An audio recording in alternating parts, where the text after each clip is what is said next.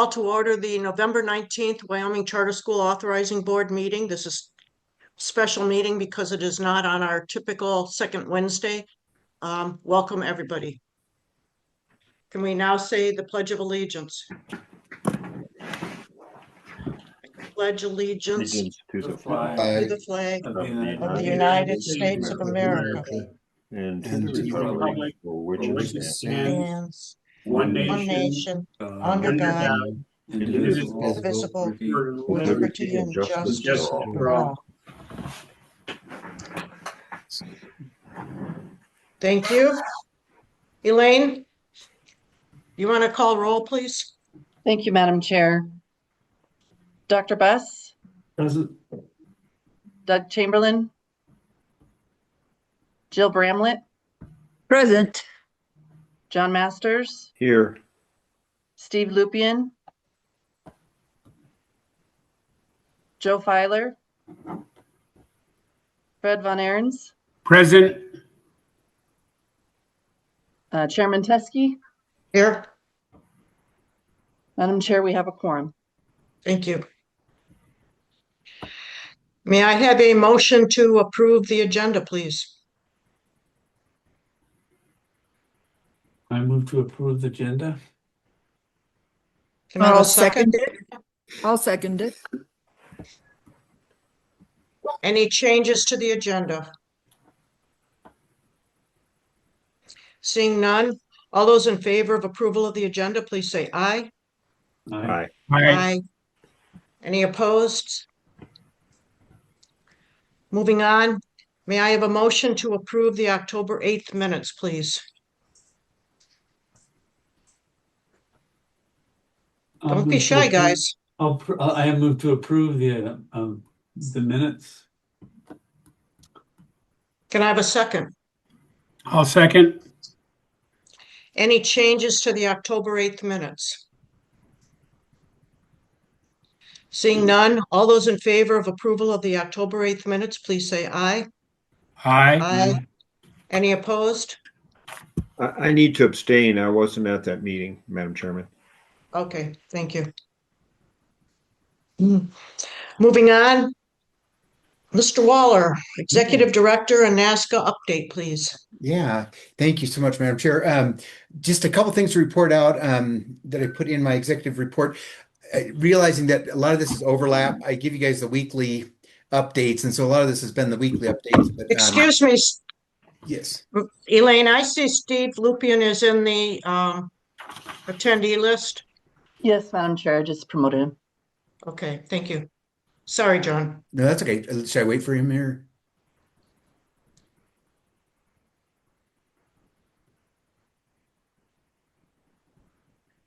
Should I go ahead here? Yes, please. Okay. So there's a little overlap. I reported a little bit about the NAXACON conference, which was a wonderful experience for me, and you're going to hear from John and Jill as well, but a great experience, made a lot of really good contacts there. I reported also in my report about the Champions of Charter School event. Jill and Elaine and I went to that. It was hosted by Carrie Klein and Haley Davis. They did a fantastic job. There were 3 workshop sessions, one for board members, one for teachers, and then I led a great session with the principals from around the state of charter schools. It was really great to get to know a lot of those folks, and there are a lot of celebrations and networking, super positive event. So I wanted to give kudos to those ladies for hosting. It's their second year that they've done that. And then finally, just wanted to report out about the JEC and JAC presentations. Last Friday, Chairman Teske and I were able to present at the JEC meeting, and went very smooth. We had a unanimous vote. They're going to send our recommendations for that application timeline forward. They're also going to try to fast track that so we can use that this year. And there's some intricacies there, but that we're figuring out. But we got a lot of support. We got a support from the Superintendents Association and also from the Wyoming School Board Association. So hopefully those that's going to give us a little more flexibility with our application timeline. And I appreciate the support. I appreciate them taking that up. Next, on Can I interrupt you for 1 second? Please. Just so that those that are listening that are not familiar with what this legislation does, is it basically eliminates the step-by-step detail within statute and also extends the window from 90 days to 120 for approval. Thank you. Yeah. John Yeah, Masters? just Thank you, Madam Chairman. As long as we're interrupting. This would apply also to district authorized charters then, is that correct? that's correct, and that was kind of a neat thing. Spin off of it is that they spoke in favor of that. The districts are also very much in favor of this and appreciate the legislation going forward. So Brian Farmer commented about that. He had checked in with them. So yes, it applies to both. Yes. Yeah. Then I want to also report that on December 11th, we will have members of our board presenting to the JAC, the Appropriations Committee, about our wish to become more independent. And so we'll kind of keep you posted about that. We've gone over that in a number of meetings, but that is our next legislative action that we'll be taking part in. So that's a little bit about my report. Any questions for me? I also am reporting on NACSA, but any questions for me about things that have been going on in my world here? John Masters? Thank you, Madam Chairman.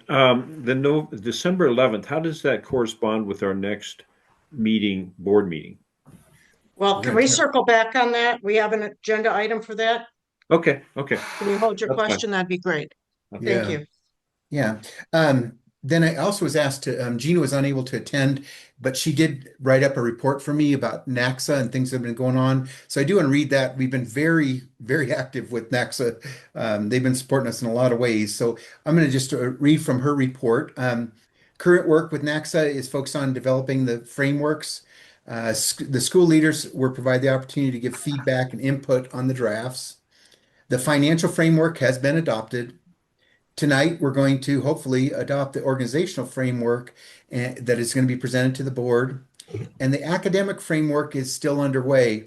We had a meeting with Gina and Beth and Elaine to discuss that and move that down the road. I hope to bring that to the board December, and if not December, January. This has been a good process because we have developed these, then we put them out to the schools to look at and give feedback, out to the board to look at and give feedback, but been very active with that. Once we get that done, we'll have all our performance frameworks ready for our renewal process. Upcoming work for NACSA, they're helping us to finalize the application. She's actually working on that as we speak here. She's developing a rubric to accompany the application, so we'll know, how to score those. She's also developing the ready to open process and checklist. It's something that we picked up on at the NACSA conference, moving from the application to a year zero model where they can be working on it as they're getting ready to open their school. So she's working on that for us. And then she's also going to record a training for the WDE folks and hold an application reviewer Zoom session with them. We're really trying to standardize and norm our scoring for that when we get to the application process. And then finally, she just had some comments about NACSACon, over 500 attendees. John Masters and Jill and Elaine and I all participated in that. I have to tell you, I've been to a million conferences over the years. As a principal, and this was a high quality conference. I really benefited from going. So I want to give a plug to those guys for that. And then a lot of networking opportunities too. And so that's a little bit about what we've been doing with NACSA. My take is they've been very responsive. Elaine and I meet with her probably weekly, and she's taking this stuff and she's turning around quickly. She's able to take the feedback we give her and modify. I love the inclusiveness of the process because we're not just pushing it down people's throat. We're letting them look at it, give feedback, get buy-in. And my hope is that we'll be able to get this in their hands. So we don't want renewal to be a surprise process of, oh my gosh, all of a sudden you're asking me for all this. I want it to be in their hands very early on so they can be looking at it, gather resources, know what it's going to take. And so it's been a really good process, and they've been very supportive. We've got a lot of good FaceTime with Gina lately. So any questions about the NACSA group or? Fred? Yeah. Just one comment, John, to you and Elaine. I worked with a lot of consultants in my career, and it really takes managing the consultants to get the value out. And it sounds like with the commitment that you and Elaine are doing, that we're getting the work that we need. And it really is a wonderful way to get the value and get the results we need. So thank you. Yeah. Thanks. Thanks for comment. Madam Chair, John, I have a quick question. Mhm. And maybe this isn't the right place to ask it. I don't know. What about Bloom? Where are we with that and how's that coming along? Well, we actually, I'm trying to think how you, oh, I put it in my report for tomorrow, but I can give you a little preview. Then it'll make it more exciting. I actually had a really good meeting with Bloom yesterday. With we're tackling the special ed issue first, and we met with their consultant, I think for about an hour and a half, John Balo and I, and they really want to make sure they're targeting what our needs are. And so we had a great discussion. What are your concerns? What are your needs? What approach do you want? We talked about time frame. And so she just took lots of notes and we shared, John and I are on a similar page on what we want to get out of this. And so our next step then is to get with the schools and figure out which staff are going to be identified, what the dates will be. It'll be 3 sessions, 4 hours each, but I feel like it's going to be a really high quality training session. So, and I also I'm really looking forward to partnering with them on, I was sharing with Janine today that they've included us on some things in the future too. And so I hope this partnership just grows and grows with us in Bloom right now. They are well-resourced, smart, wonderful people, wonderful to work with. So that's a little bit of an update. Really good meeting yesterday. Thanks, John. Mhm. Madam Chair, Any other? just Go ahead, Fred. one quick comment. And John, so does that continue to be gratis, free service for us?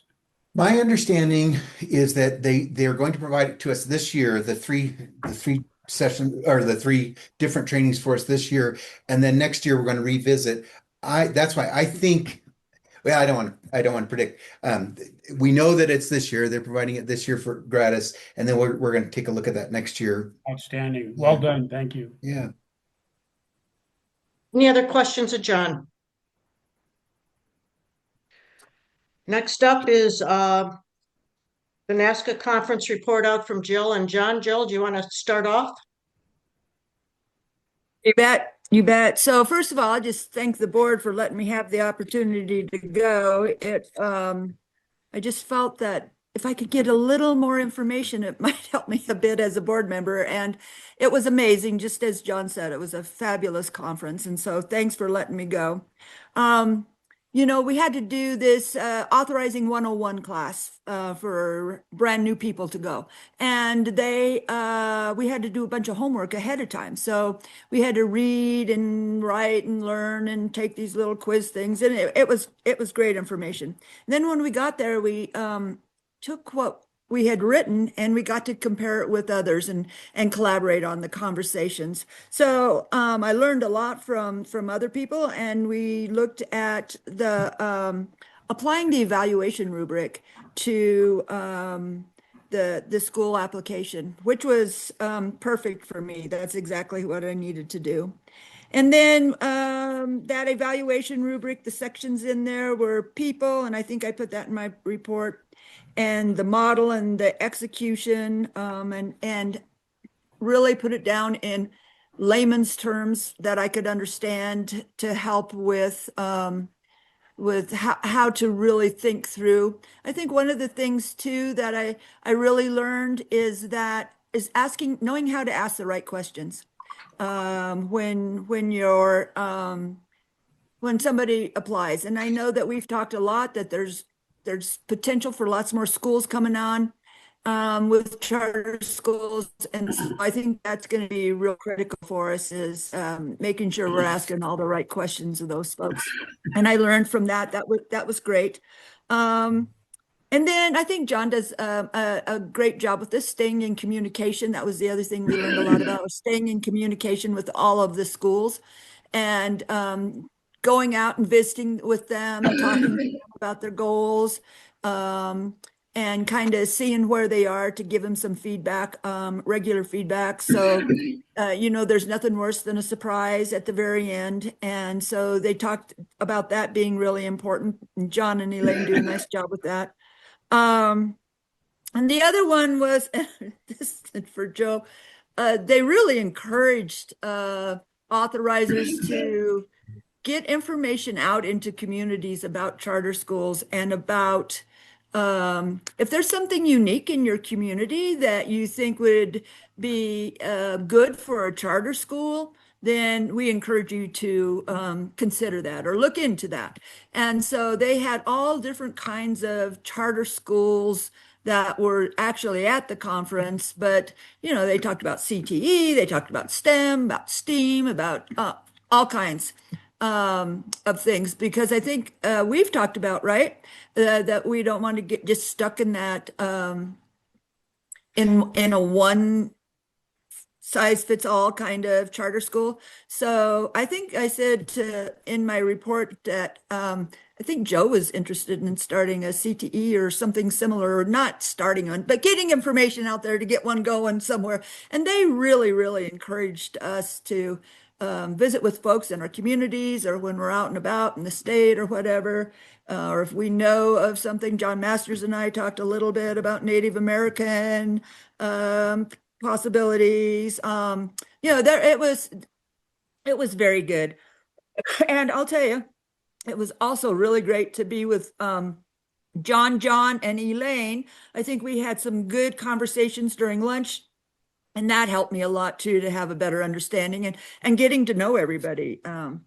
Building that relationship, I think, is really important too as board members. So I would encourage everybody to, if you can, take the opportunity to go to that conference, because it was top notch. So there's my report.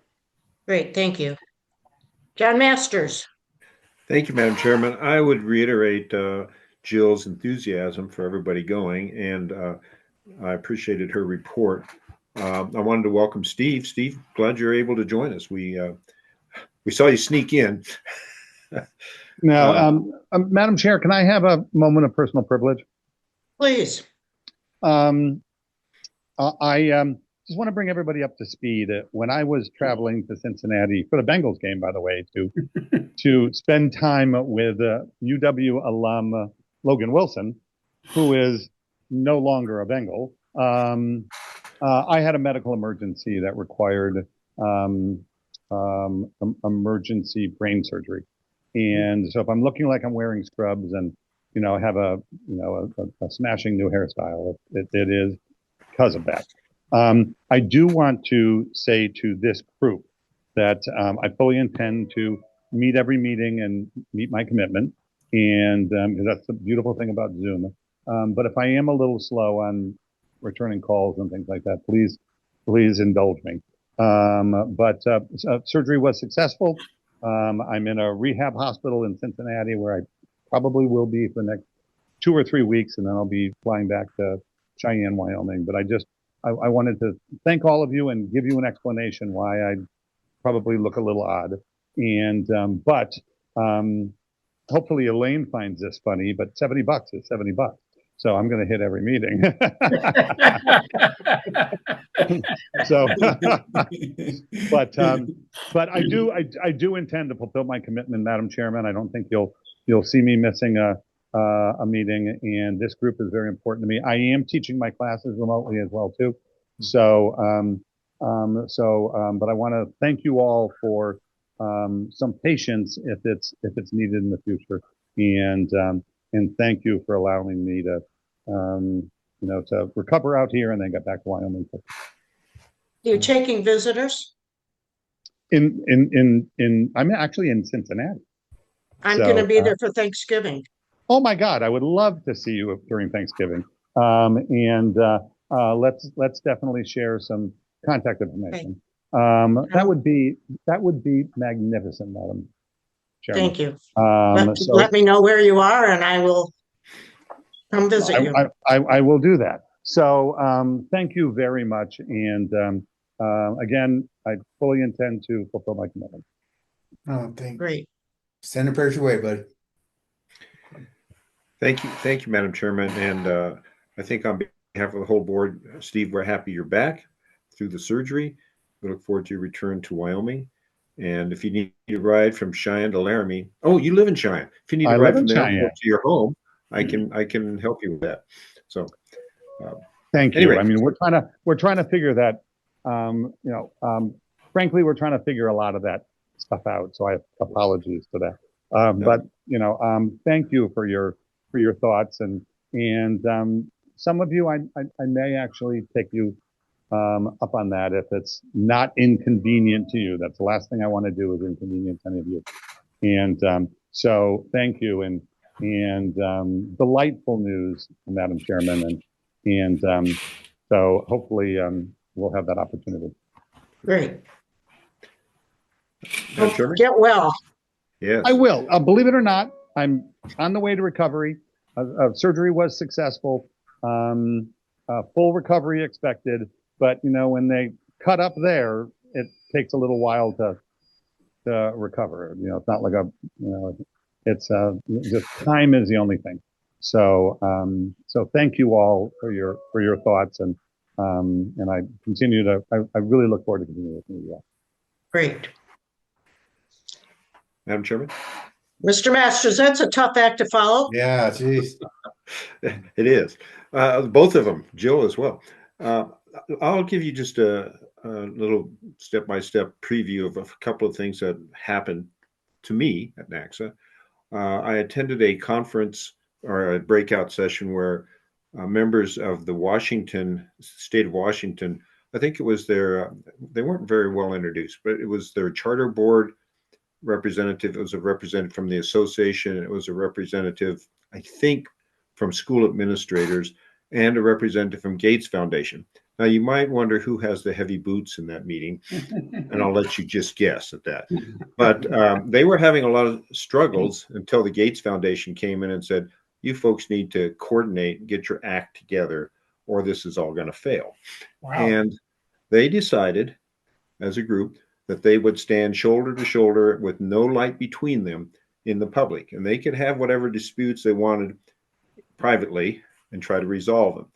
And it occurs to me that although we're not quite in that same situation, that was important advice, that we need to try to reconcile whatever we need reconciled without doing it in public, if possible.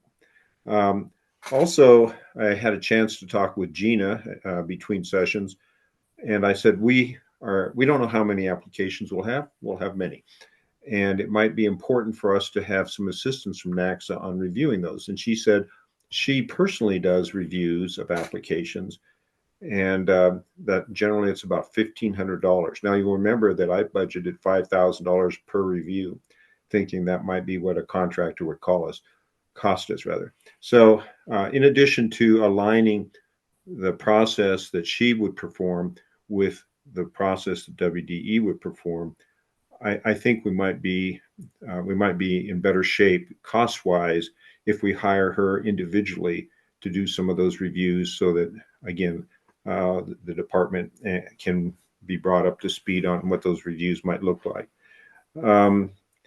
We had as one of the keynote speakers the head of the State of Texas Department of Education. I don't know if that's a superintendent or a secretary. Again, maybe I just missed the introduction, but they have many, many charter schools in Texas, and some, as you might expect, are not doing well, and some are doing quite well. What I learned from them, and also from the experience talking with the Arizona department, is a lot of these schools are graded, and I think it must be primarily done by their assessment.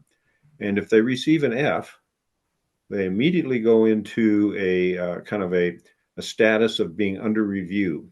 And especially in Arizona, if they don't correct that within 1 year, their charter is going to be revoked. And it's that simple. 1 year, you get an F. The next year, you get an F. You're no longer in business. And I'm not sure we need to be that draconian, especially at the outset. But we might need to get to that point at some point. Because one of our duties, I believe, is to make sure that the children are receiving a quality education, whatever that is, whether it's CTE, STEAM, STEM, whatever.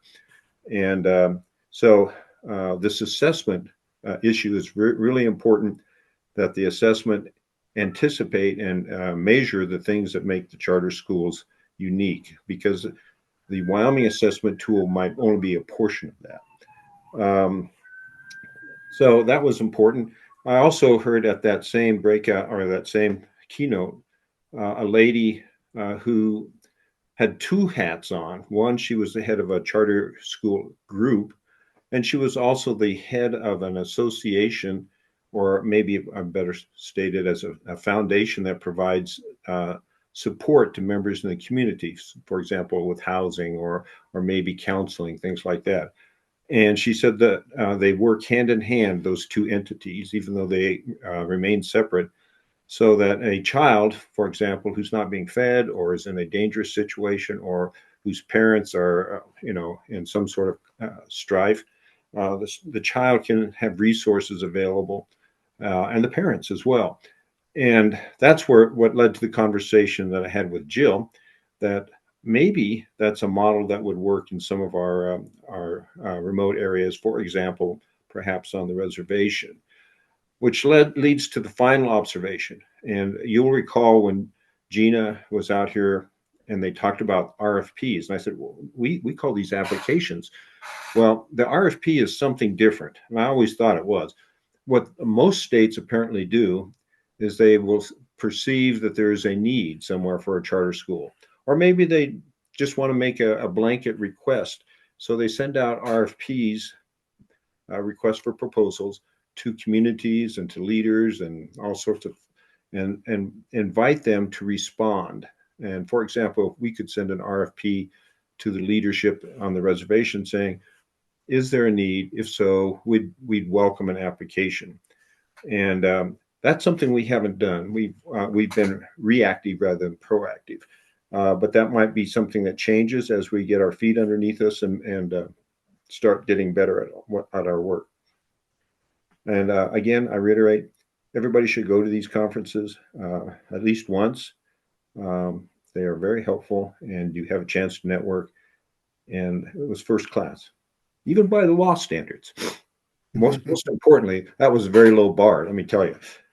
Thank you, Madam Chairman. Thank you.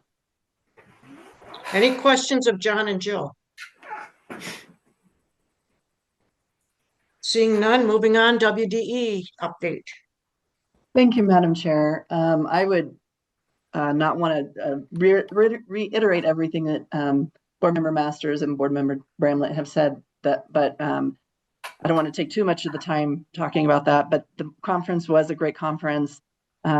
Just a couple of main key takeaways was there was a lot of discussion on the importance of attaining a strong data warehouse system. That was kind of a thread throughout a lot of the conversations that we had, and then really a big focus on innovation, and that was always part of the conversation as well. So there were some good ideas that came out from that. But yes, it was great to be with the other board members and Mr. Waller, and really get to know them and have those conversations after the sessions. We tried to kind of split up in some of those sessions so that we could get a wide variety of different information. So that was good.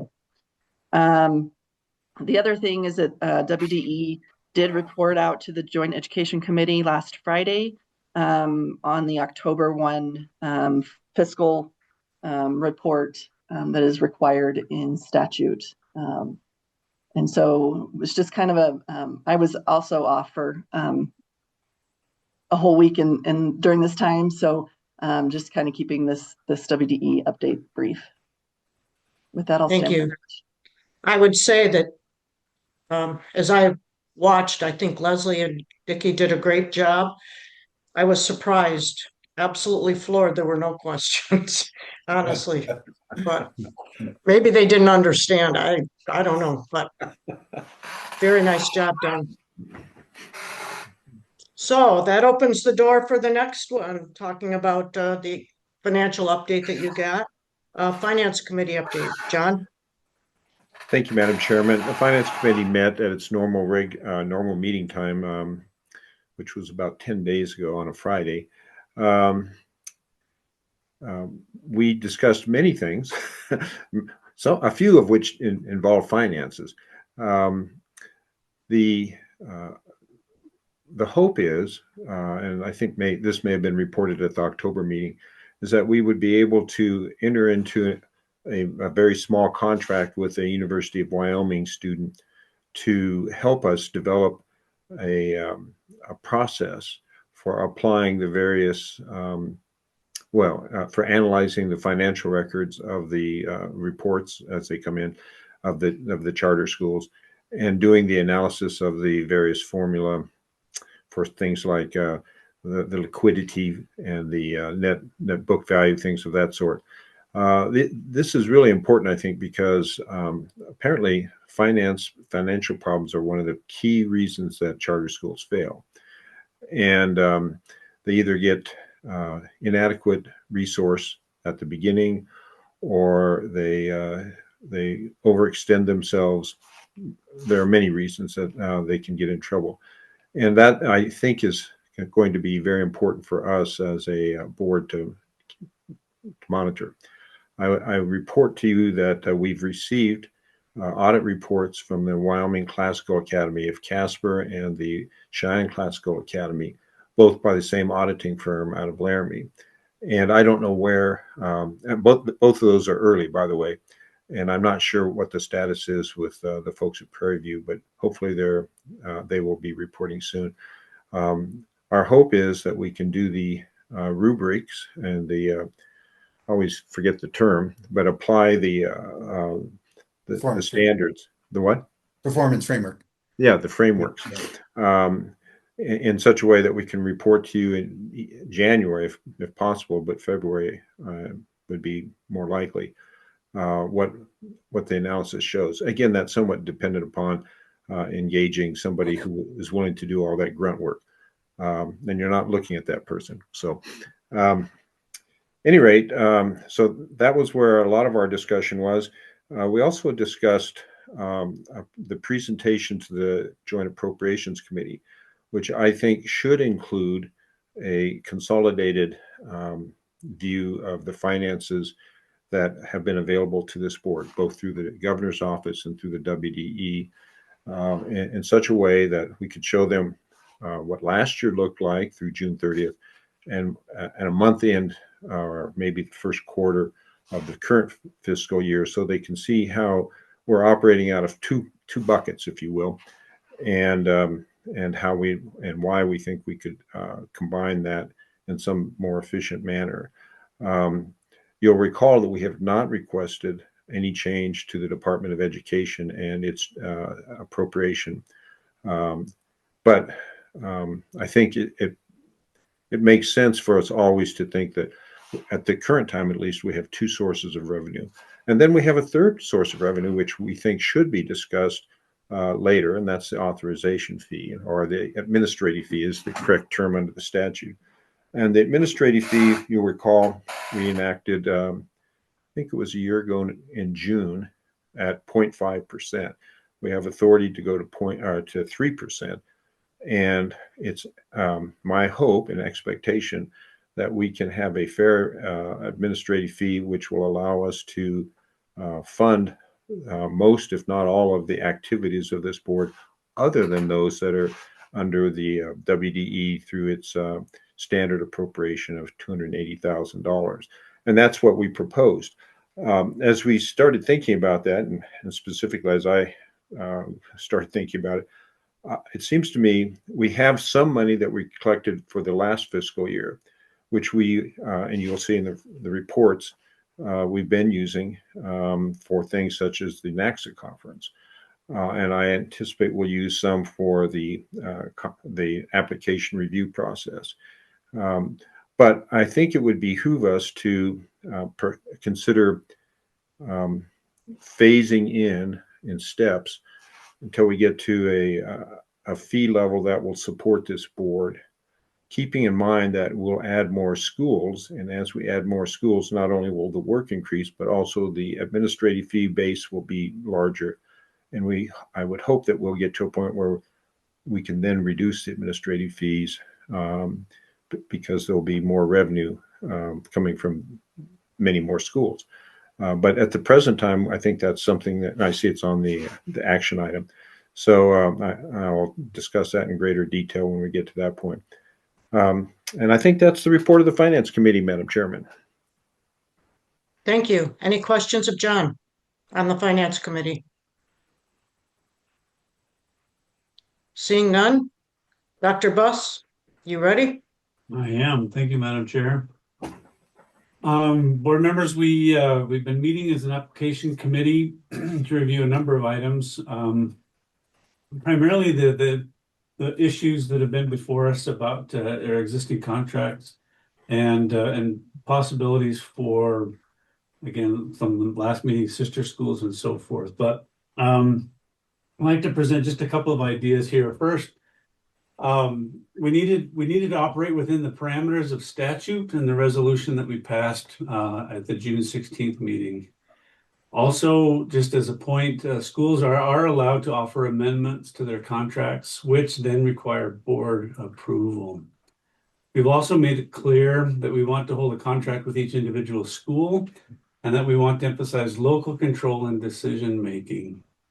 In addition, we would like for schools to oversee their own budgets. So through some multiple conversations actually, we've been advised that changes to the Alpine contract that included the governance model that we discussed previously were too substantial to be an amendment to the contract and would require a reapplication. So we explored some additional pathways. And so one pathway is for Alpine to submit an amendment to their existing contract and list Wyoming Classical as their charter management organization. And we can discuss that here in a bit more, but that's different from an educational service provider. Again, it's a charter management organization, is really kind of helping oversee and provide some management structure, but the Alpine would be independent. Academica would still serve as the back office educational service provider, but Wyoming Classical would serve as the CMO. And in that pathway, our board, would still retain its contract with Alpine. So again, we've had discussions about this pathway with Alpine, Wyoming Classical, and Academica about this model. And along the way, we've tried to make it clear that the board would need to approve any such amendment and that there are no guarantees about how the board would vote on this. Along that line, for contracts, there's no dictated timeline in any of our rules or statutes for charters to submit contract amendments. And so this can be done at any time by any charter school. And so that's one pathway. The other pathway is what we already have, which is for Alpine to work with Wyoming Classical Academy, which would then submit a new application when the window opens in March. This application would be reviewed in our established April, May, June timeframe for us to make a decision. And Wyoming Classical would create a unified governance model to include Alpine. So in all of this, again, these are just things that we've discussed. It's not as options and some advice on possible pathways, but the decision on all of this rests with Alpine. And the school is still under contract with us to open in August. So again, we just wanted to be clear that we've just been presenting some ideas. We'll look forward to see how the leadership in Alpine wants to move forward. We're not advocating for one pathway or the other, but we did want to give them an opportunity to consider what that might look like from a contract amendment perspective versus starting with a new charter application. And we'll come back to this. I'll open it up for questions, but beyond that, the application committee has also been looking at the revisions to the application. Those have been entered. We asked Gina from NACSA to provide some feedback and start creating rubrics as part of the contract that we have with them. And then once we have that back, we'll be forwarding that to the Wyoming Department of Education for them to process. But since again, that application is for both in-district and out-of-district schools. So that was a lot of talking on my part. I guess I'll open it up for questions if that's appropriate, Madam Chair. Any questions of Alan? John Masters? Thank you, Madam Chairman. Alan, the folks at the NACSA meeting were very supportive of the idea of using the revised application process, which they think will simplify it and will rely more heavily upon our meetings with the applicants and asking the types of questions that Jill referred to that are used to develop a better understanding of how things are going to come about. There was also discussion that applications under the current form lend themselves to an AI type model where you might get all the applications being answered by AI rather than by the individuals who are promoting the application. And then the thing that I really found helpful, or I should say appealed to me, was to have the request to open RTO at the outset so that during this 0 year that was referred to, they would have a checklist to go down, facilities, staffing, enrollment, those types of things. And as they achieved each, they would produce or gather evidence that they could give to us in support of their request to actually be allowed to open. And to me, that makes a lot of sense to have targets that can be ascertained by the applicants early on in the process, so they understand the difficulty that they are potentially facing, and we don't incur situations where people are surprised during the application process. So I hope your committee will have a chance to look at and I'm sure you've already done so. I'll make one final comment, and that is, it seems to me it'd be really nice if we could have a cleaner, more modern application in advance of the next application period, which I know puts us on a very tight time frame. And I don't know if you've considered whether that's possible, but if so, I would encourage that. Thank you, Madam Chairman. So I guess, John, to circle back on that a little bit, one of the things that as we went to the Joint Education Committee last Friday, requested that they actually amended the legislation that it would be effective immediately so that it would be effective in March instead of the traditional July, which we would have missed the entire window. So that to me was sort of a good thing. And I don't know if we kept track enough to be able to do this. But as I kind of reflect back on what we went through the last time, is there a way, instead of having to do this circle back because questions came up after we met with the community, is there a way to sort of sift through some of what came up so that we can integrate that into the request that goes in the application, questions that go into the application? Madam Chairman? Yes, John. I think some of those questions could find their way into the request to open the RTO document. If we are not satisfied with something, we could put it as, and the RTO becomes kind of a condition preceding to the charter taking effect. Right. And our attorney can give us more advice there. But, I think we have a duty to make sure when they open, they do a good job from day one, if at all possible. And so I think if we're not satisfied with something, but we still think the charter is valuable and should be granted, that gives us another way of addressing those issues. Thank you, Madam Chairman.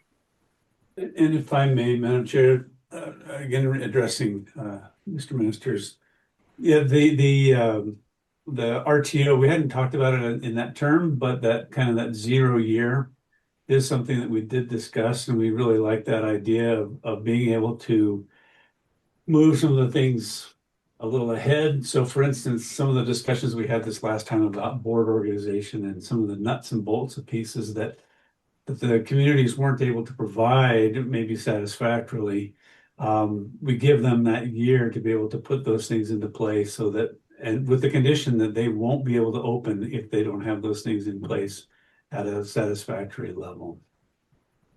So we did like that idea as well. Any other questions of Alan? No, Madam he Chairman? did such a great job. Yes, I John. appreciate the work they're doing. I think that's really this is really hard critical work. stuff. It's hard work and it's critical. Thank you, Alan. Thank you to all of our committees. Any other questions? Seeing none. Moving on to our action items. Authorizer fee. Mr. Masters. Madam Chairman, I hope you all received, and I wish I could pull mine up, the document that Mr. Carroll presented. And Do we want to let Trent in? yeah, is he not in? He should be in. He's in. He's in. Oh, is he? Okay, I don't see him. I don't know how to add the documents, but somebody who's smarter than me probably does. But you can see from Trent's analysis a couple of really critical pieces of information. One are the current levels of enrollment upon which school foundation funding is being distributed. And you'll see that the enrollments have gone up, which is very encouraging. And you'll also see what the revenue is to the schools. And I think it's correspondingly gone up because of that and because of the central office funding, which has Trent been. is not a panelist. He's an attendee. Sorry, I'm sorry, John.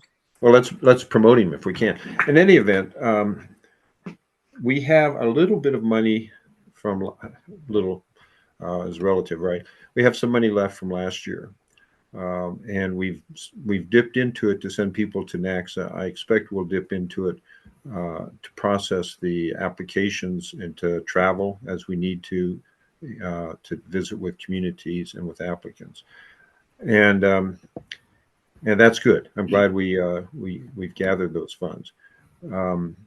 The budget estimate that we proposed, and I think has probably, hope everybody's seen it. I hope it's gone to the JAC too. Was based, I think, upon 2% instead of 3%, 2%. And I think it would behoove all of us to phase that in if we could by gathering some of those funds this year and some next year and some in the third or succeeding years as we add more schools. And so I hope we can discuss at this time what the administrative fee level should be to move us towards becoming self-sufficient as a unit of government. I think if we jumped in at 2% at the beginning of the next biennium, that'd be a pretty big jump for the schools. And if we instead went to say 1.25% this year and maybe 1.5% the following year, or 1.75%, depending on how many schools and what the enrollments look like, I think that might be more manageable for the schools. Keeping in mind that if we gather funds and they're not spent, these do not revert to the state. This is special revenue, as Trent has assured me over and over again. I hope he's correct. The special revenue does not revert to the general fund, but it remains available for use in succeeding budget years. So with that, I would open up for discussion of what people think are appropriate. And I can't, for the life of me, figure out how to gather that document and make it available for discussion. Again, maybe I will just say this, John. The paperwork that has been put together that was forwarded to the chairs of the Appropriation Committee very clearly states that we are not asking for an appropriation. Correct. So the budget we develop and the authorizing fee we approve needs to ensure that we are self-sufficient. Yes, I agree. And does somebody know how to, maybe Elaine or again, somebody, Trent shared those documents and I think everybody received them, but It was email from me if you are looking to access them. Can you open it up and share it with us, John? Madam Chair, Mr. No. Masters, I'm happy to share it if you let me know which one. There were three. Is it the Okay. matrix that has the 0.5, 1, 1.5? Okay, Is that what you're yeah. looking for? Yes, it was Yes. the Excel spreadsheet that, well, sheets spreadsheet, I guess. Let me look, Lane, see if I can help you here. Okay. Sorry, I would do it, but you're better at it. So let me comment a little bit while you're doing that, John. Okay. This is always going to be a point of tension, I think, between us and our schools. And it's something that we as a board, I think, need to be sensitive about because we don't want to overly burden the schools. By the same token, we need to accomplish our work. And I hope they appreciate the good work that's been done both by the board and by John as our representative. So I hope if there is if the one or more of the schools feels that we're being unfair, that they'll That's discuss it. that with us. Thank you, Elaine. Yeah. So everybody can see this now, and you'll see the estimated fiscal year funding, which is the second column, is approximately 10 million. Well, it's almost 10.8 million. And so if you wanted to estimate what 1, 2, 3% would generate, Trent has provided this spreadsheet. Thank you, Trent. If you're now, and I see Doug has joined us too. Hi, Doug. So we estimated that with 2%, we could be approximately self-sufficient, depending on, again, what our authorizing expenses are. And you'll recall that we incur quite a bit of expense leading up to the issuance of a charter, but there's no application fee associated with the application. So that expense essentially is borne by other revenue sources, be it state revenue from a general appropriation or by our administrative fee. And we estimated when we were doing the worksheets that 2% would provide adequate funding. And I think that's still the case. But again, we're in a current year where we have some carryover funds, and I would recommend that we consider somewhere around 1.5% for the current year. That's a threefold increase from where we are. And if people think that's too much of an increase, we could certainly discuss maybe 1.25% or 1% phased in. I'm open to discussion on that. I'm just going to remind you, we have been out there telling people we are not asking for an appropriation. Right. I am not a strong supporter of asking for administrative fees, but the paperwork we have sent forth says we are self-sufficient. So, Madam Chairman, would you entertain a motion? Is that how you want to proceed? No, I don't, not just yet, but Fred? Thank you, Madam Chair, and I agreed. So, John, first of all, you and your committee, we've reviewed various documents over the last couple of months as you've prepared to get to this point, and none of us want to go further than we need to. As you well said, we don't want to overburden our schools, but we have to have a budget, and when we look at our pro forma budget, I thought, even though it's a big jump, I thought we were going to have to be at the 2% range to close that gap of what we projected in our pro forma budget. And that's correct, Fred. That would be something starting next July 1. So the Right. question is, for the current year, should we phase into that a little more gradually? Okay, I misunderstood. Thank you. Yeah. I see Doug's got his hand up, Madam Chairman. I can't see him. Doug, you, Yes, Madam Chair, can you hear me all right? Yeah. we can. In our discussion we had, which I thought John did a good job of leading us through that in our meeting, but I would like to offer something that I think relates to both what you and Fred just said. If we go with an escalating fee, in other words, that it'll go up some each year, I guess my question would be if they can't afford our fee in the first year, where would they get the additional money to pay us in the second year and the third year? That's my only thought. The statute was set, and the amount we're supposed to operate with has been established, and it looks like to me we need to make sure so the financial climate doesn't change as far as obligations for the schools. They need to know starting right out of the gate what it's going to cost them, and it's that percentage would be solid for the following years. Madam Chairman, may I respond? Please. So when we discussed the frameworks in the finance meeting, it was suggested, I think by Mr. Carroll, that we look also to access to capital issues. If the school, for whatever reason, wanted to expand or wanted, ran into problems generating revenue, what would be their access to capital? And I think that's part of the issue here. The other part is the sooner we can give them notification, the sooner they can build it into their future budgets. And last year we decided to collect decided at the recommendation, I think, of working with the schools to collect the administrative fee twice. Once, I believe, either December or January, and then once at the end of the school years, which would be probably June. So they have not paid an administrative fee yet, and we have not affirmed to them or anything else that it was going to be fixed at 0.5%. So I think it's really important that we take action sooner rather than later for the purposes of helping the schools adjust if they need to.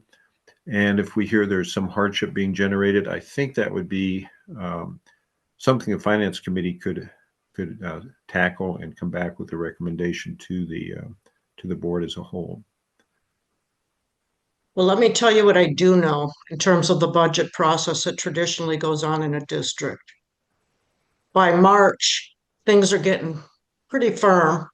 Yep. Their legal requirement or statutory requirement is that they have to approve their budget on the third Wednesday of July. So to your point, I would suggest by January, we really need to have a good answer. Yeah, I don't know that they have the same requirements as a charter school, but I They think do. in fairness, do they? In fairness, we need to give them as much warning as possible. And so if we could act today, anticipating they would make a remittance, I can't remember, Mr. Carroll can tell us whether it's December or January.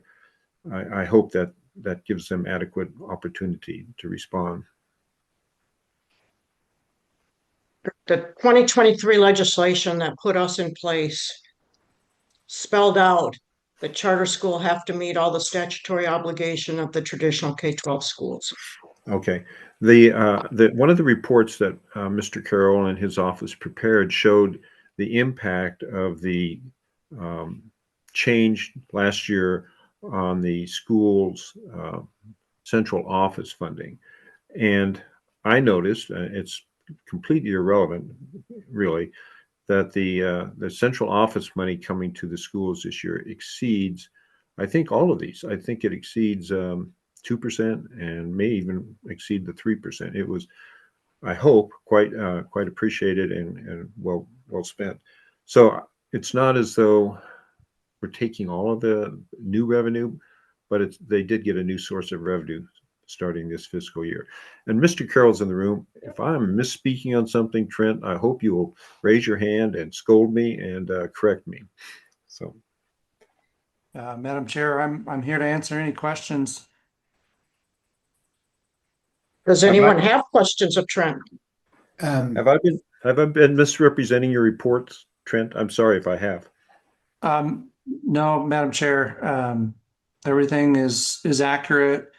Last year, we did send out our first invoice, I believe, in December or January, and we were hoping to follow that same timeline again this year.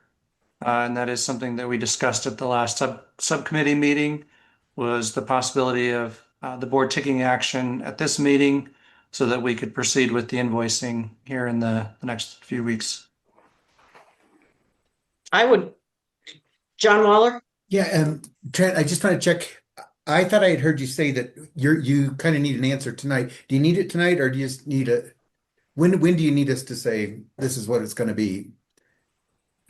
Madam Chair, Mr. Waller, Yeah. there really isn't, a hard deadline. I think it kind of goes back to what Mr. Masters was saying, which is giving the schools as much notice, I think would be Okay. appreciated. But, really it's probably something that would normally happen even earlier in the year. Like you were saying, Madam Chair, usually school boards are planning for their subsequent year expenditures this spring before the year. And so we're a little bit late in the process with notifying schools for the year that we're right in the middle of now. But I think they would still appreciate as much notice as we can give them at this point. Thank you. I would also suggest that, when you look at the central office funding, there's one piece of it that's fairly simple to work with, which is the materials piece of it. The staffing piece of it is a lot more complex. Mhm. And I think it would be very interesting to see what that staffing looks like when they are really, so the staffing component of central office, you have to establish the prototypical district or school. And at that point, that determines how many heads you're allocated within central office. That piece has not been done that way right now. I would suggest we need to take that on because I think that would also provide more resources to the schools. And I'm going to shut up, and Fred. You're on mute, Fred. Thank you, John. Board Member Masters, could you just explain that two-step process for me and how, from a communications point to the school, if we did a two-step process versus a one, and how that matches up to ensure we can close our budget next year? Thank you, Madam Chairman, Mr. Von Ahrens. The way I view it is we could start next June at 2%, and that would be a fairly sizable increase from the 0.5%. So I was hoping that we could generate some of those funds perhaps at 1 or 1.25 or even 1.5 this year and not go to the full 2% next year. And then the third year 2 of the biennium upcoming, we would go to 2%. Now, so we would phase it in, maybe a way of thinking is phase it in over 3 years. And that would, I believe, generate the necessary funds to put us at an average of 2% for the biennium coming to us. We would hopefully save some of those funds generated this year. And, that's just me thinking that might help the schools. Maybe they're okay with going just straight to 2% next July 1. I don't know. I don't have any feedback. So for clarification, of just to make sure I understand it, the information they'll still use it for their planning, but from a biennial point of view, the first year of the biennial will be one step, and the second year of the biennial will be a second step. Is that and really, I would say this year would be the first step, and then the first year of the biennium would be the second tier, and then the third year, which is the second year of the biennium, would be when they're back up to a full 2%. You'll recall in our projections, we suggested that first year of operation schools be at 0.5%, and then they go up to 2%. And we have absolute control, as far as I can tell, over how these funds are established. And that gives me a little comfort, because if it looked like we really did over collect, we could lower the rate and or operate in some fashion to give them a rebate, maybe of the last 2 payments or something. What I don't want is to so substantially burden somebody that causes a hardship. Board Member Master. Oh, I'm sorry. Go ahead, Fred. No, go ahead, Jill. So my question is this: whenever you talk to any new schools that are just kind of getting their feet on the ground, that they don't get any reimbursement for that transportation or the special ed that first year. And so that first year is always so difficult financially for them. I love the idea of maybe that first year it's 0.5 and then adding on to that in future years. But I think we need to be really sensitive to those startup schools. And That that was first part of year. the, yeah, that was part of the discussion of why we would treat them differently, even though we acknowledge that they actually cost us a lot of money their first year because of the work that goes into the application process and perhaps the RTO, gathering all of that. So that was the discussion of trying to be helpful to get them through that transition through that first year.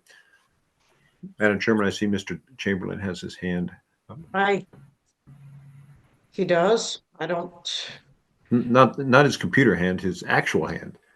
well, I can't see him. So go ahead, Doug. Well, go ahead, Fred, and then I'll come No, after. I was just going to, for clarity, if we made the increase right now, are their budgets already planned and locked for the year as opposed to giving them a heads up for next year? That's kind of my concern. That's what I'm trying to get at, so I understand.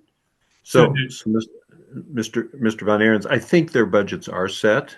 Got it. You know, these are managed by the local boards, and I think they have some flexibility to change their budgets. But the option, if we don't do something in this year, is to start at 2% next June 30 or July 1. So a two-step process to ease it. However, they may not have an opportunity to have planned for it this year. The Correct. alternative is a bigger step. Okay, that's real. I Thank you. gotta, Doug, I apologize, but I gotta jump in here and call this straight. They have a budget that was approved in July. Any line item variation where they overspend a given line item has to be approved by the board and so on and so forth. So it's not just as simple as saying, well, they can readjust and so on and so forth. To me, I've been kind of uncomfortable sitting here listening to this year because I don't think we can really change what we have set forth for them for when I hear this year, I'm talking about the 25-26 school year, and I just don't think it would be appropriate to change what we're charging them now for this school year. So, Doug? Yeah, Madam Chair, I want to first address what Jill said. I think she's right on. And Jill, prior to you coming on the board, I requested that we have request a legislative change to the law to allow for transportation reimbursement in the initial year. But I don't think that's gone anywhere, and I don't think it went any further than just our discussion here. But the other thing is, and I have full 100%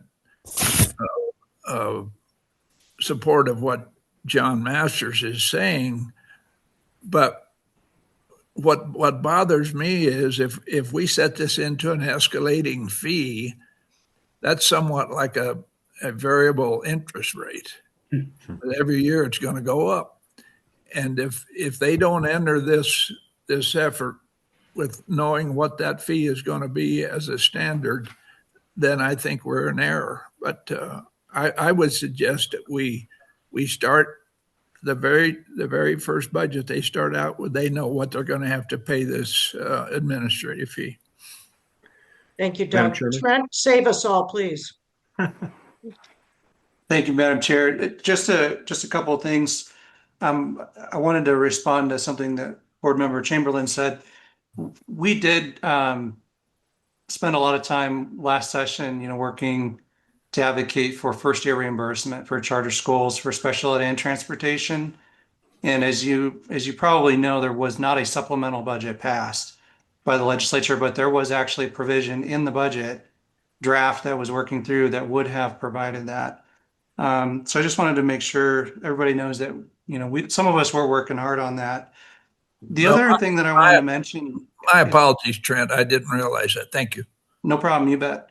The other thing I wanted to mention, it hasn't really come up, but I think it's an important question. I appreciate the comments about kind of phasing in this increase. I think there are two things that would be really important for the schools based on some of the feedback that we've received. The first is just that advance notice so that they can plan ahead. So even if it is a big step from, let's say, 0.5 to 2%, if they know that now and they can start to plan that for next school year, that gives them a nice runway to make adjustments. The other thing is, there hasn't really been much discussion about how much revenue the board needs to operate for this year that we're right in the middle of. And that's really what we're talking about here. Talking about establishing the admin fee that will be collected this year to fund your expenses through next June. And so, that should also be, I think, one of the considerations here. So thank you, Madam Chair. Madam So when Chair? you say next June, Trent, you're talking June 26th? Correct, Madam Chair. Thank Yep. you. And if you pull up the budget report that I provided, it shows the expenses through October. It shows the revenue that the board currently has available. And then we would simply add whatever amount of revenue you decide, in this table that's on the screen, 0.5%, that'd be another 53, almost 54,000, and on up in each one of those categories. And that would be money that would be collected this year with the first installment in January, approximately, and the second installment toward the end of the year. But you could simply add that amount to the funds remaining column that's on the monthly budget report, which is just under $38,000 currently. John Masters, could you lower your other hand? Sheesh, if I knew how to do that. There, is that better? There you Yes, go. thank you. Did you have something you'd like to say? Yeah, I just thought that that it would be helpful to phase it in, but for the reasons that you've stated and others have stated, I'm fine if we want to just say plan on 2% starting June or July 1, 2026. I'm fine with that, and maybe the planning can be done locally to start building up any reserves that need to be built. So I'm open to that, but I think we do need to be at 2% starting next June. So, 30. Trent, can I ask a question of you? Can I ask for your support to try and clean up the personnel portion of central office for these schools? I know it's a big lift, but can I ask your help on that? Madam Chair, we'd be happy to help you with that, and happy to schedule a meeting to talk more about that and what that could look like as we get closer to the session. Just let me know when you'd like to meet. I'll pull Leslie, our guru, into that conversation, and we can put together some ideas. Thank you. Fred? Just one follow-up to Trent's point, and I really appreciate the clarity. This is very helpful. I think we all do not want to overburden the school, but we do need to close our budget as well as give them a heads up. So, John, if we waited and did the 2% short term, would we be able to close our budget fiscal responsibilities? John Madam Masters? Madam Chairman, yes, we would have, in addition to the carryover from last year, the additional $53,845.47 coming to us in two payments. And I think that would probably get us through the application period. It's hard to say because we don't know how many applications are coming in, because we would only have half of that plus our carryover from last year. But I think we'd be okay. So it could be tight, but we can manage it. Yes, let's say that, even though we don't know. Thank you very much. You guys have done a wonderful job with this. Thank you. So can we take this down? So, Right. Madam Chairman, Yes, John. would you like a motion now? Not yet. Trent, Okay. I saw your hand up. Okay, you're good? Madam Chair, I just realized I forgot to mention, I gave you that 38,000 that was currently available. There's also still about almost 68,000. No, let's see here. Yeah, almost 68,000 encumbered for next. And I don't know how much the board intends to use NAXA for the next round of application reviews, but That's a significant amount of money that's still encumbered from the end of the last biennium that is also available. So, yeah, depending on what you do with the admin fee, I think you would have enough money to get to through the end of the year. Obviously, none of us know how many applications we'll have, but from where I stand, things are looking okay But financially. the NASCA money is use it or lose it, right? That money is available until it's fully expended, and I believe the contract term goes through next June. Elaine, you might have to correct me if I'm wrong, but I think we wrote that to go through June 30th, 26. So by June of 26, we have to have expended all of it or we lose it. Correct, Madam Chair. It would be available for services performed through June. We usually try to liquidate those encumbrances within 90 days after the end of the biennium for any work that would be completed in June and invoiced shortly thereafter. Madam Thank you, Chair, Trent.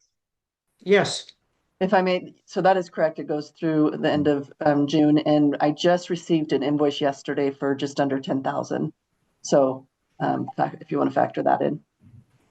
great. Thank you. All right, I'm looking for a motion. Madam Chairman, Yes, John. I Now, you move, wouldn't make a motion on my agenda or the minutes, but now you want to make a motion. well, the agenda I didn't have in front of me. I'm sorry, Madam Chairman. And the minutes, I didn't attend that meeting, so I felt like that was inappropriate for me to participate. Okay. But on this, I move that we establish the administrative fee starting July 1 of 2026 at 2%. Thank you. Do I have a second? I'll second it. Do we have any more discussion about it?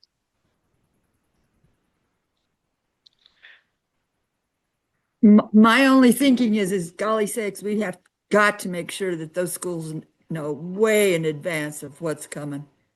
And Madam Chairman, can I amend my motion briefly? Sure. I would amend to add that in the first year of operation, a school pay 0.5%. Thank you, Madam Chairman. And I think we need approval from the seconder. Fred? I absolutely. That was, I think that's, as Jill said before and others, I think that's the appropriate move. I'll second that. John Waller? I saw your hand up. Just in answer to Jill's question, I meet with the headmasters and principals tomorrow, so I can share this information as soon as tomorrow. So, I mean, like I said, I honestly don't want to be taking money from kids. So, you know, the only thing that goes through my mind is if we're going through the year, and Trent, help me if I'm going off base here, okay? If we're going through the year and we find out that 2% is way too much, can we back it down mid-year? Madam Chair, I believe you could do that if that's something the board wanted to do. Okay, thank you. Madam Chair, Yes, Doug. with that in mind, that would give us flexibility on the rebate side, if you want to call it that. Locking ourselves into this is not a good idea, in my opinion. And I'm going to vote no on the amendment, and I would request yeas and nays. Say more. So you're not in support of the 2%? Is that, I'm not sure what you're, I'm not in support of the amendment, John's amendment. To And I would have a request 0.5% for first Okay. year. thank you. Any more discussion? Elaine, do you want to call roll? Thank you, Madam Chair. If it's okay with you, Madam Chair, I'd like to repeat the motion just so we're clear on the wording. Would Is you that okay? please? I think we're just voting on the amendment right now, Madam Chairman. Okay. What is the amendment, Elaine? I thought it was a friendly amendment, but okay. So the amendment was that for the first year of operation, the schools would pay a 0.5% administrative fee. Okay? Can Is you- that correct? Yes. Can you call roll on the amendment? John Masters, Aye. Alan Buss, Aye. was that an A? Aye. Aye, sorry. Steve Lupian, Aye. Jill Bramlett, Aye. Fred Von Ahrens, Aye. Doug Chamberlain, No. Chairman Beteski. Aye. The ayes have it, Madam Chair. All right, now back to the motion. Any more discussion on the motion? Please take roll, Elaine, Madam Chair, if I can just repeat the motion again. please. The motion is that the board establish the administrative fee starting July 1st, 2026 at 2%. You need to add the amendment on there as well, Elaine, No, we vote. because that's part of the motion now. All As right, amended? Madam Chair. Madam Chair, yes, Doug. that changes the original motion considerably. I want to make sure everybody realizes that. Thank you, Doug. So the motion includes the amendment that the board establish the administrative fee starting July 1st, 2026 at 2%. And that in the first year of operation, the schools would pay a 0.5 administrative fee. Okay, John Masters, Aye. Aye. Alan I'm sorry. Buss, Aye. Steve Lupian, Aye. Jill Bramlett, Aye. Fred Von Ahrens, Aye. Doug Chamberlain, No. Chairman Beteski.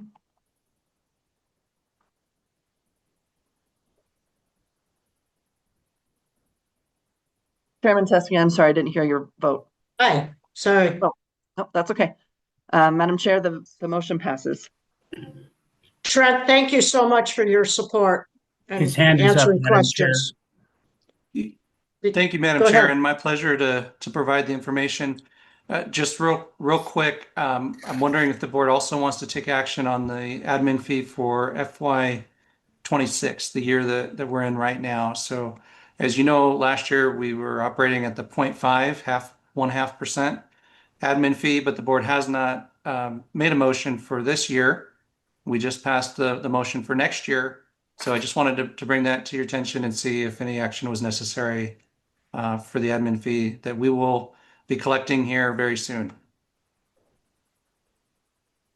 I guess I would ask for a motion, but my inclination is, and I guess my understanding when we approved it, Trent, was that we approved it for the 25-26 year. I don't, like I said before, I don't think it's fair to raise it midstream, but I'll look for a motion. If somebody wants to make a motion, we should entertain it. Fred? Can I just ask a question, Madam Chair? Sure. I Please. thought, Trent, first of all, I appreciate you bringing that up again. I thought we agreed that we can squeak by with this worst case. I mean, some of the data that the Finance Committee under John's lead, John Masters, says, we may not be sending as many people out to each school if we have 5 or 6 applications, but we probably could manage. Is there any thought that we can't close our budget?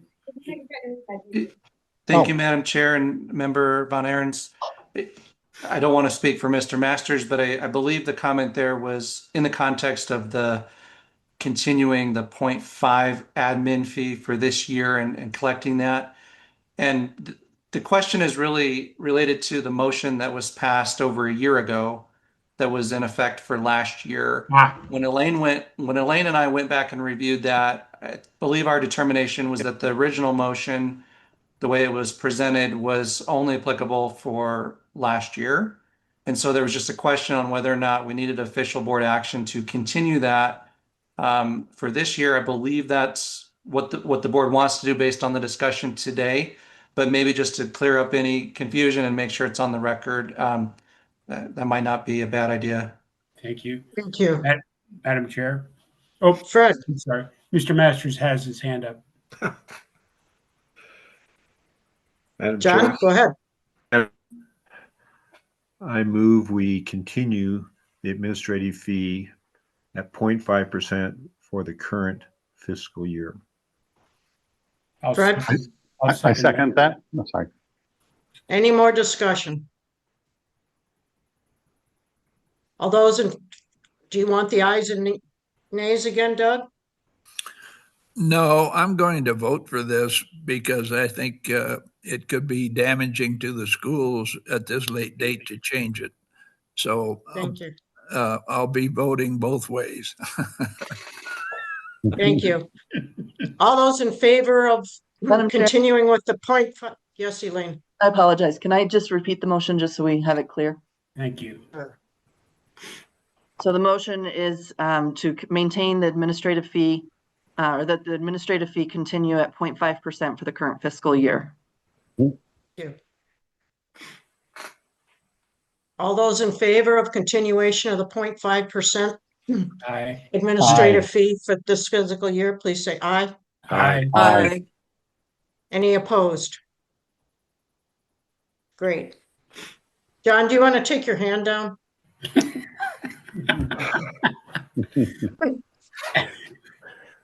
Sorry.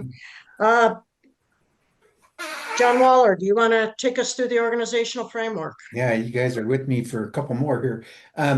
I just want to put out there, last time we visited the financial framework, we made a decision that we wouldn't vote on that because it's a procedural item. Tonight, I want to kind of push past this organizational performance framework. I feel like we've given ample opportunity for our schools to give input on that. I gave them a reminder again last week. It's been out for board review for almost a month as well, with the rubric. So tonight, I just want to, I guess what we would do is if you had any concerns or anything you'd want me to revisit with that, I'd want to hear that tonight. If not, I want to have that one set and out to the schools in a final form. So is there any input about the organizational performance framework from any of the board members? John Masters? I can take this hand down so easily. Okay. Madam Chairman, I noticed that when reading and reviewing the last meeting, that the financial frameworks were not adopted. And I understood the reasoning was that it looked like it was rulemaking and we would need to go through the rulemaking process. And I would have objected had I been there. I think it's important that we establish these things, not as rules, but as something that the world can rely on. That's kind of our operations. So with that said, I think we should formally approve these two frameworks, the financial one as well as the operational one. And I won't offer a motion because I'll leave that to others, but I think it's really helpful for the world in dealing with this to understand how we are operating. So enough said. I'm happy to make a motion that supports those two. Sure. I guess before you do that, may I make one point? I personally am not able to approve the financial one today because I really would prefer to go back and look at it again. I'm not saying I don't agree with it. It just isn't fresh enough in my mind for me to say that I support it. But I don't know Madam how Chairman, others feel. I withdraw the financial aspect of that motion. Go ahead, Steve. Hey, I'm working on half a brain here, okay? Madam Chair, by the way, is that motion coming from Cincinnati or where? It is coming from Cincinnati. So do we want to entertain a motion for the organizational piece, not the financial piece? Is that what? Sure. That was my intention, yeah. Go ahead and make the motion, sir. So move. So Can I have a Madam second? Chairman, Yes. I'll second Okay. the motion. I think what the motion is that we are going to use these frameworks to guide our work. Correct. Is that the best way to phrase the motion? Absolutely. Yes, that is my intention. So Elaine, do you have enough to work with here? Thank you, Madam Chair. So the motion is that the frameworks will be used to guide the board's work, the organizational performance framework. And we approve the framework, the organizational framework that's been presented, right? So let me read it again. The organizational performance framework that has been presented will be used to guide the board's work. Is that? That is the Yes. intention of the motion, yes. I'll Yes, second that. thank you. Any more discussion? I'll just say thank you to NASCA. Thank you to John and Elaine for all the hard work on this. Thank you to the schools for taking a chance to look at it and give us their feedback. So all those in favor, please say aye. Aye. Any opposed? Madam Great. Chairman, can I Yes. request that the financial framework be placed on the agenda for next week Yeah, or next thank you. month? Thank you. Yes, absolutely. Good. I don't think I have any issues with it, John. I just don't remember it enough to. Well, one thing that Mr. Carroll suggested that we look at access to capital as being an additional, I think that's a point well taken, and we might want to add that at next meeting as well. Okay. Good point. Moving on, Mr. Waller, you're Yes. up. Okay, I'm up again. I'm going to be doing a couple things. I wanted to I had taken the time to that parent concern and complaint policy. Cheyenne Classical Academy had some really great suggestions, and I worked really hard to integrate those into that policy. It was really good, valid stuff. I also received some input from Mr. Chamberlain about that as well. A few days ago, Mr. Chamberlain offered some additional things that he wants me to look at. Bottom line is I am not comfortable with that going forward tonight. I've looked through the things that Mr. Chamberlain has put forward, and I really need to take a close look at that. I was going to try to rush that and integrate it, but I really want to take a better look at that. Here's my plan. I would like to integrate those ideas that he sent forward where appropriate, put it back out to the board, and put a date that I would need to hear input so that hopefully we could get this finally approved and in place. I think it's important we get it in place, but Mr. Chairman had some really good things that I honestly just need some time to think about. I may need to also discuss some of those with our legal counsel, and I appreciate he did a really good job of reading through that, and I want to take a little more time to consider that input. So I'm asking, unfortunately, that if we can kick that forward to the next meeting, that would be my preference right now. Board have any objection? I will say from personal experience, it's really messy when you try and vote on policy that you don't have all the words into the policy when you're voting on it. So thank you for that, John, and I. Yeah. Okay. All right, you're up again, John. Okay. We had a discussion about the possibility of moving our meetings forward a week. We currently meet the second, or we should, this is an exception, but we currently meet the second week of every month, the second Wednesday. That has been a little bit of a little bit difficult because of the fact that we don't get our financial information until the week before, and our finance committee meets on that Friday right before. So what we're trying to do is give us a little more time to make sure we have all our ducks in a row with the finances and the finance committee report. So the proposal is that we would effective I got to talk about this. Effective our next meeting, let me put it that way, we would move our regularly scheduled meetings to the third Wednesday of the month. And that's the rationale. The rationale is just giving us a little more time to get those financial reports and be able to look at those, disseminate those, and have our meeting. So, John Masters. Thank you, Madam Chairman. The original discussion for setting the date was that as expenditures were presented, we would have an opportunity as a finance committee to recommend whether or not the expenditures were proper, and then the board could approve them in a way that they could be timely processed through the Department of Education's payment system. And I think that would be the ideal way things would operate. They're not operating that way currently, but I think that would be the ideal way. And if we move the board meeting back one additional week, I fear that we will not be approving payments in a timely fashion so that the vendor can be paid in the 30-day billing cycle. That would be my concern, Madam Chairman. Anyone else? My concern is that we don't get the financial stuff early enough to really be able to digest it before our meeting. So we're kind of caught in a conundrum here. So would you accept that in the short term until, until we're not doing what we said we were going to do to begin with, who caused us to meet the second week. So can we move it to the third week?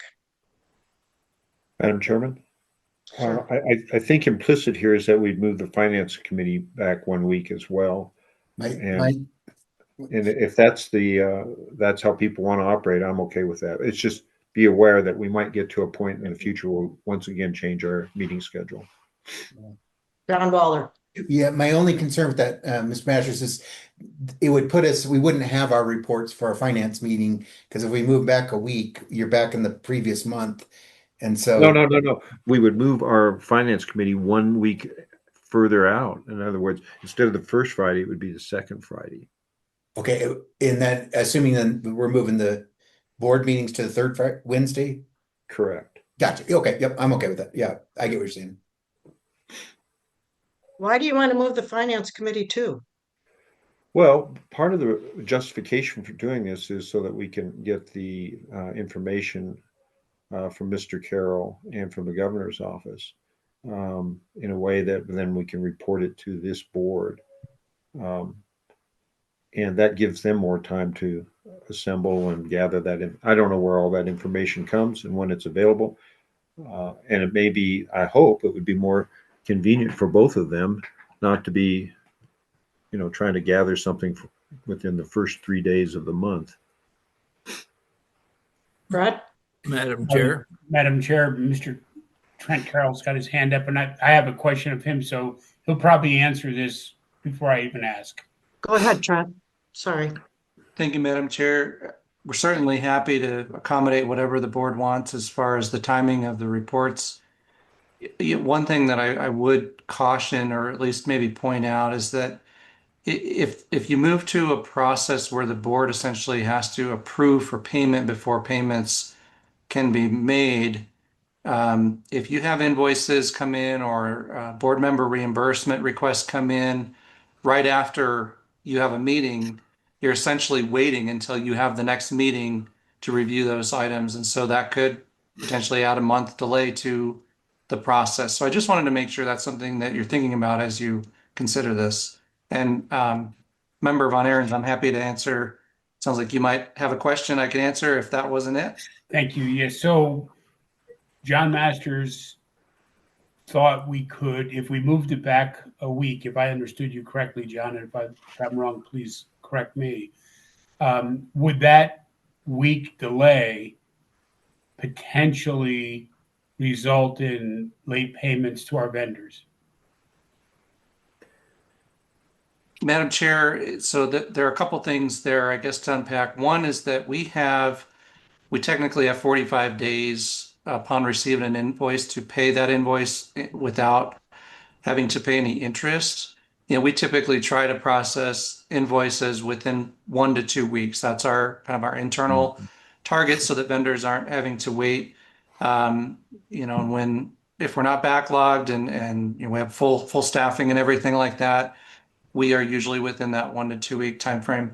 Same thing with employee reimbursements or board member reimbursements.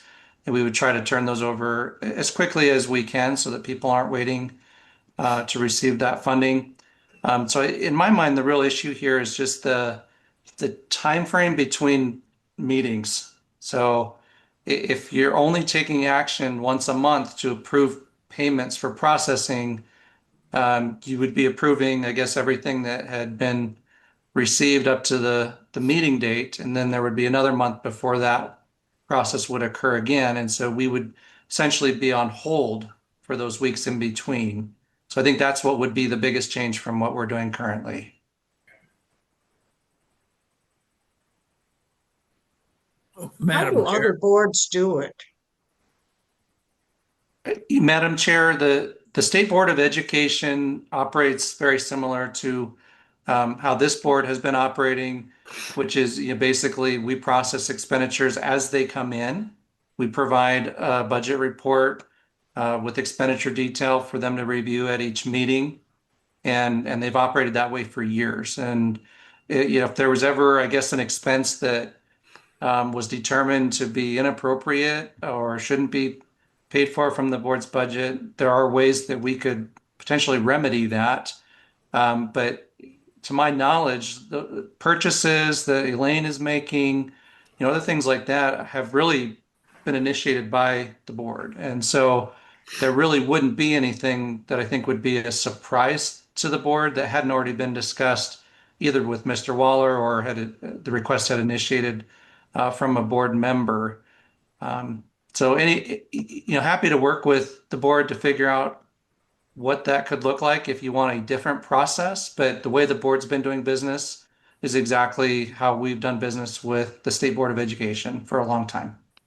Thank you. Doug?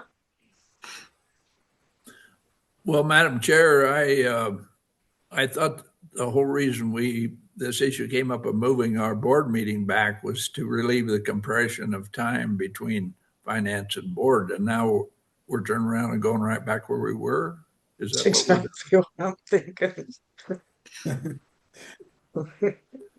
Well, then, if I could ask Trent, I know that you try to accommodate us in every way you can, but just give us a recommendation, would you?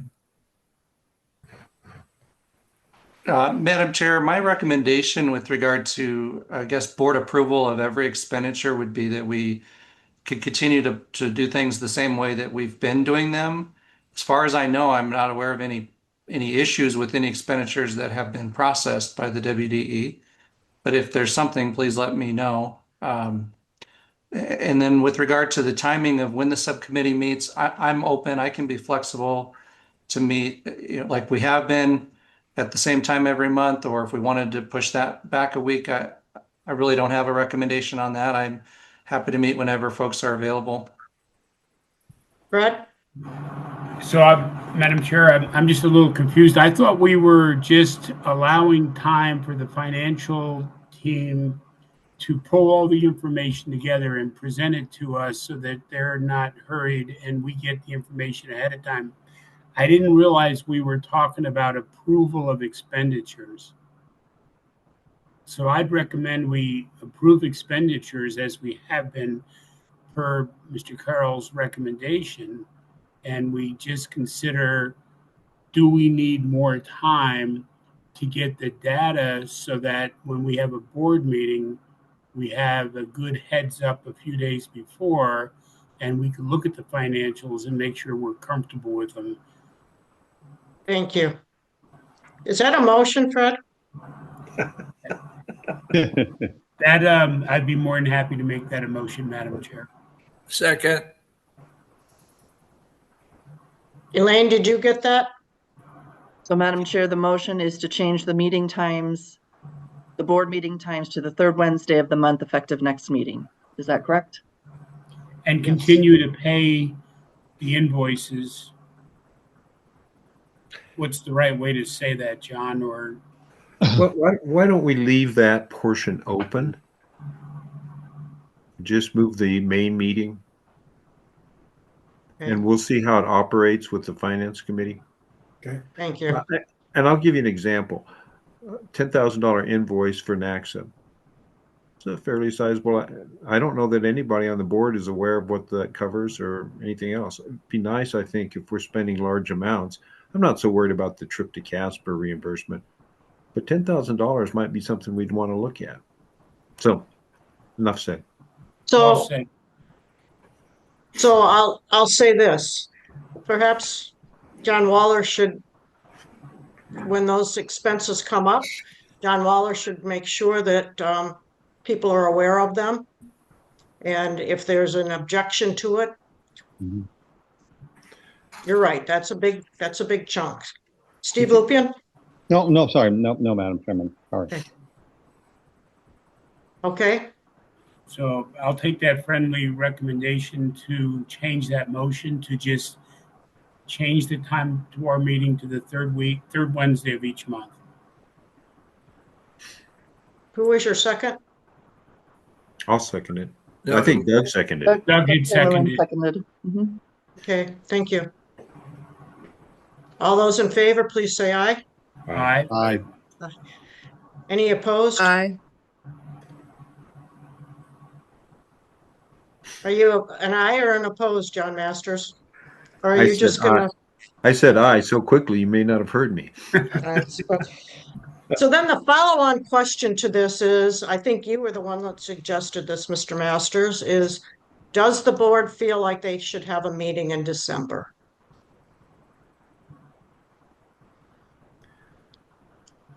you need a motion on that? So Madam Chairman, let me say this. It seems like we always have plenty to do. And we're in the process of adopting frameworks and looking at applications and anticipating a fairly busy application process.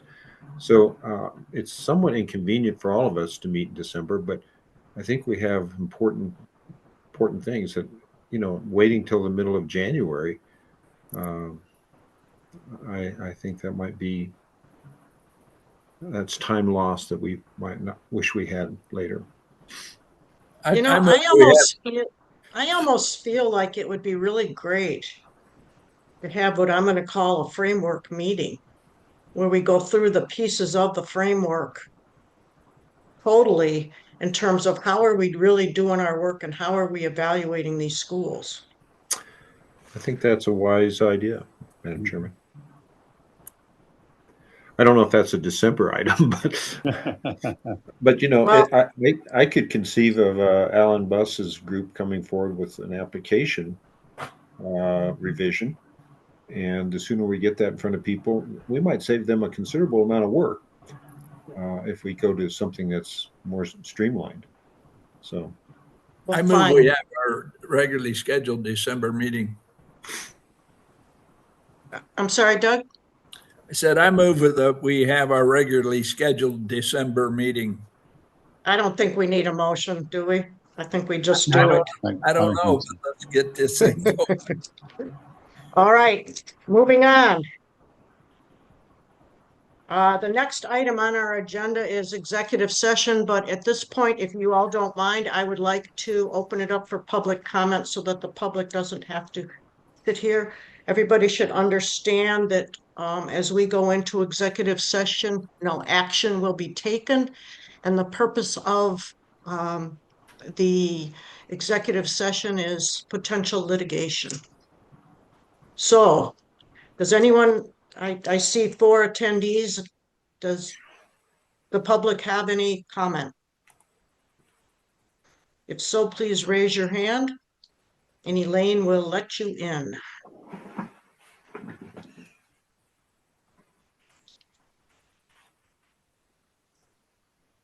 Seeing none, I will take a motion to move into executive session. So, Madam Chair, can I just ask one question before we do that? Sure. Thank you. So from Trent and John, if there's ever a question to any specific invoice, would John have the finance committee have the latitude just to take their time and work through that? And they can still report to us as we go forward. But I just want to make sure, it seems to me that would just be a natural course of business. Madam Chairman, I think the Finance Committee is not bound by some of the same rules because we don't take action. We just make recommendations. So as I understand it, and our attorneys in the room, we could meet as infrequently or frequently as needed. That's true. Yeah. And my hope is that John Waller, using discretion, would look at invoices that come in And if he thought there was any question about any of them, he would refer them to the finance committee, and then we could review them and decide whether or not it ought to be delayed until the board could take action. And maybe that should be in our framework as we talk about that, that if we see something that isn't right, we should challenge it versus approve it. Thank you. All right, Elaine, now how do we get into executive session? Somebody has I to. need a motion. Madam Chair, a motion that sorry. we go in. Hold on, Madam Chairman, the motion also has to include who is going to be participating besides us and why. So if there's going to be attorneys or other individuals, you need to specify that. Our attorney will be present as well as Mr. Waller and Elaine. All right, then I move we go into executive session. One second. For the purpose of privileged advice from the board's legal counsel? Is that a friendly amendment to your? Yes, that's a friendly amendment. Thank you. Okay. All those in favor, please say aye. Aye. Okay, Elaine, what do we do?